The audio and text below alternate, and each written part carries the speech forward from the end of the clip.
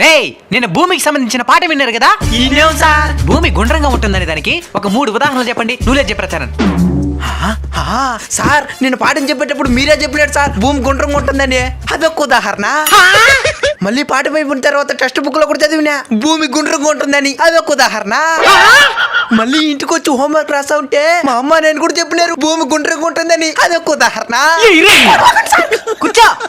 ఉదాహరణ పదానికే అర్థం మార్చేనారు కదరా. నువ్వులే రగ్గిరి. మొన్న శరీర భాగాల ఉపయోగాలు ఎందుకు చెప్పినాను కదా? తలకాయ దేనికి ఉపయోగపడుతుంది చెప్పు? అప్పు తీర్చేదానికి.